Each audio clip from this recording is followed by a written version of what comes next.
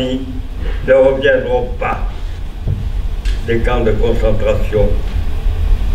Tous sont morts pour la France.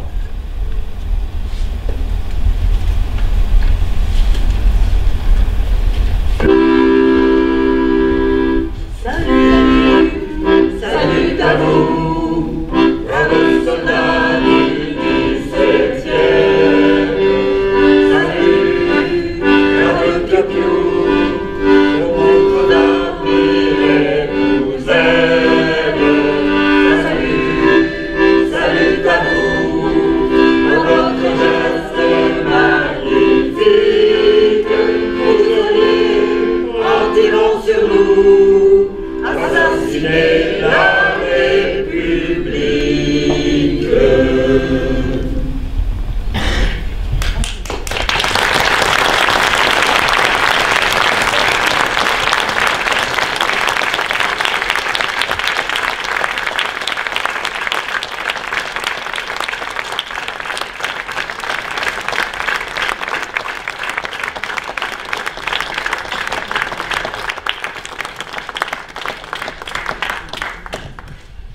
Jean est là pour échanger avec vous, pour répondre à des questions si vous voulez lui en poser.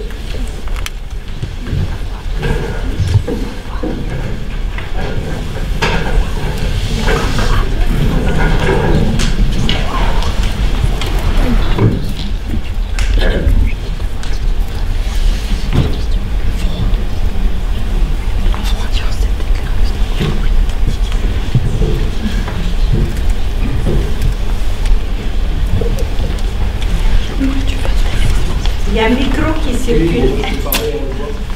Je me permets de vous dire, je vous sens très ému, comme si cette histoire était quelque chose qui était, quelque chose qui est très récent pour vous, en fait. Enfin, juste sur cette fin là. Je me sens très ému, comme si cette histoire était encore vivante. Quand on raconte une histoire comme ça, bien sûr qu'elle revient en surface. C'est exactement comme si c'était arrivé maintenant, quoi.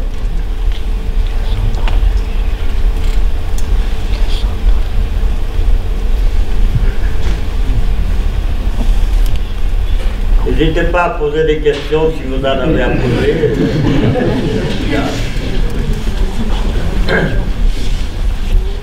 Je pense que les gens sont émus. Peut-être, Jean, tu peux nous raconter la suite, ce qui s'est passé après, quand vous avez dû partir dans les wagons.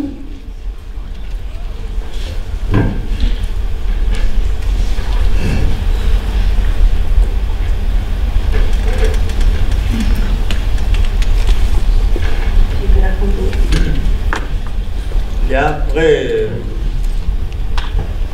nous étions en train au mois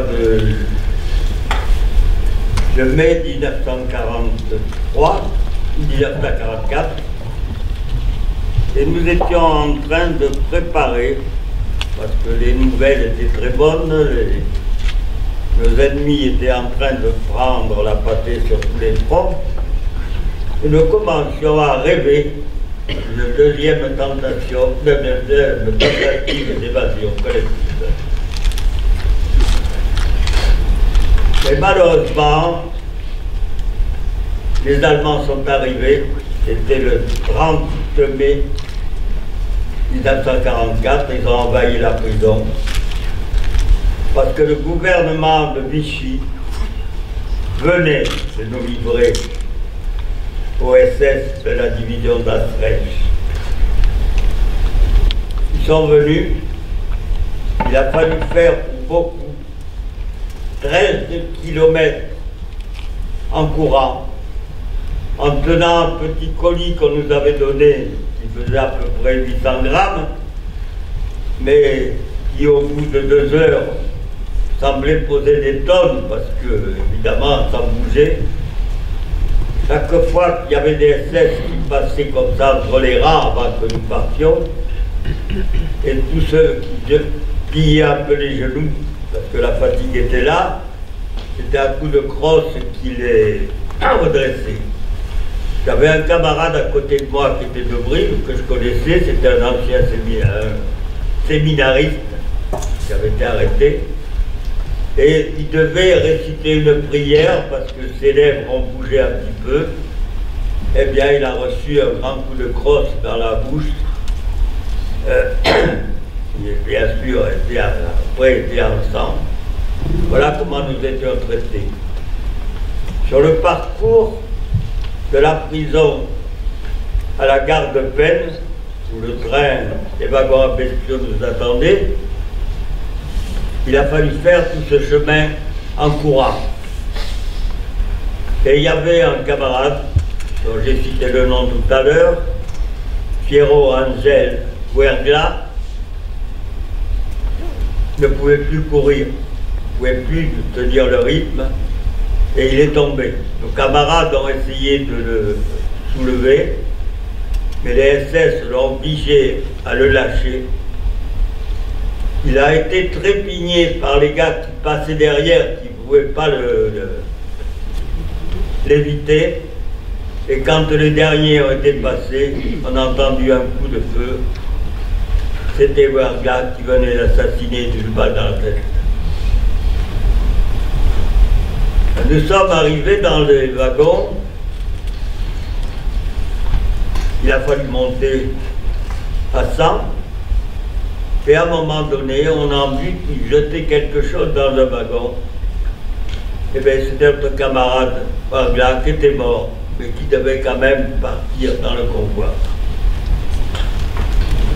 Ce convoi est parti de Peine et aurait dû mettre à peu près 8 heures en marchant tout doucement même pour rejoindre Compiègne et le camp de Royalville. En fait, il mettra 52 heures. Pourquoi? Parce que nous étions considérés moins bien que des bestiaux et il ne fallait pas retarder les trains de voyageurs ou les trains militaires allemands. Alors on nous mettait sur des boîtes de garage, on pouvait rester 3 heures et on est même resté jusqu'à 8 heures sur des boîtes de garage avec le soleil qui tapait sur les camions, sur les wagons. Ce n'étaient pas des wagons, c'était des étuves. On suait là-dedans, on avait soif. Et voilà, il n'y avait rien du tout. On mettra 52 heures pour arriver à Bordeaux. À Bordeaux, les portes sont ouvertes et un peu d'air arrive frais. Il y a sur le quai des dames de la Croix-Rouge, et moi je signale que dans mon wagon, il y a un grand blessé. Ce blessé, je l'ai cité tout à l'heure, c'est André Edouin. Nous étions dans le même maquis. André Edouin a été blessé en cours de route, car la résistance du Lot-et-Garonne a essayé par 2 fois d'empêcher le convoi de partir. La première fois, en attaquant, en essayant d'attaquer, plutôt, parce que malheureusement ils n'ont pas réussi, les SS qui accompagnaient le convoi. Évidemment, les mitraillettes Sten contre les mitrailleuses qui étaient braquées sur le wagon qui accompagnait le train, faisaient pas le poids et les résistants ont dû essayer de partir. Ça ils se seraient fait tuer. Ils ont essayé une deuxième fois en mettant à 8 km de la gare une charge de plastique pour couper la voie, de manière à ce que le train ne puisse pas passer.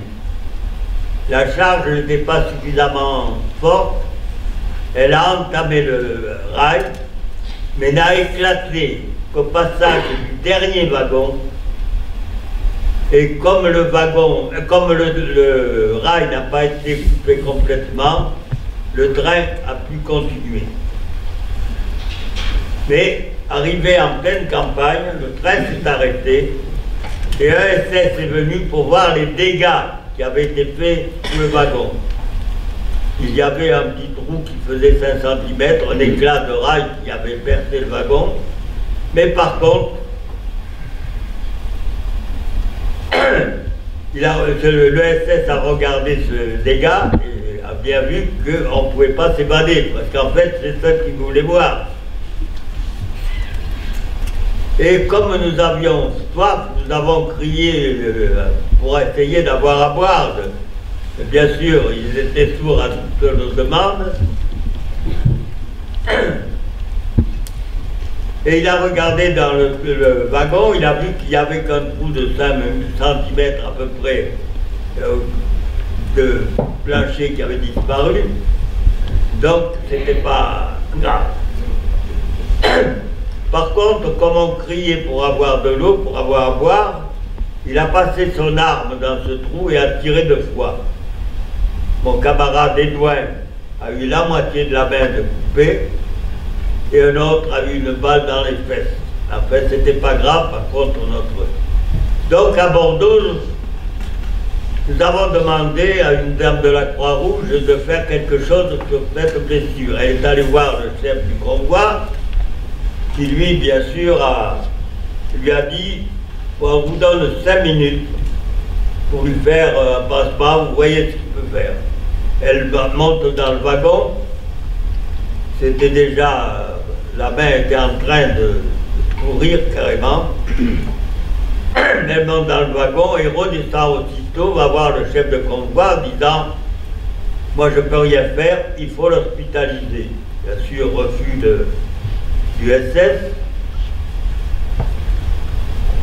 Il lui donne simplement 5 minutes pour faire un pansement, mais elle monte dans le wagon, elle n'était pas le pied dans le wagon, que les portes se refermaient, elle a été obligée de sauter en vitesse parce que sans ça elle serait repartie avec. Et voilà pourquoi notre camarade, en arrivant à Compiègne, il était mort par la gangrène. Mais pendant cet arrêt, il y a un cheminot qui a profité du temps où la dame de la Croix-Rouge discutait avec le chef du convoi pour nous passer une boîte en fer blanc qu'il avait trouvée, une boîte à conserve pleine d'eau. Je vous jure que chacun de nous aurait pu vider cette boîte d'un trait. Eh bien, cette boîte fera le tour des 100 camarades et il restera de l'eau dans la boîte. Car on avait tellement peur de priver un de nos camarades de cette eau salutaire que nous trempions nos lèvres et nous ne buvions pas. Ça, c'était la solidarité que nous avions à être. Une solidarité qui nous suivra même dans les camps. Vous savez, dans les camps, certains vous diront, mais qu'est-ce que vous pouviez donner puisque vous n'aviez rien? Eh bien, quand nous touchions notre tranche de pain, qui était de plus en plus fine, nous en cassions un morceau, nous donnions pour la solidarité. Quand nous recevions notre assiette de soupe le soir, nous prélevions 2 cuillerées à soupe de soupe pour la solidarité. Pour eux, ce n'était pas grand-chose, mais quand il y avait 1200 morceaux de pain ou 1200 fois 2 cuillères de soupe, ça pouvait permettre de sauver beaucoup de gens et nous en avons sauvé beaucoup.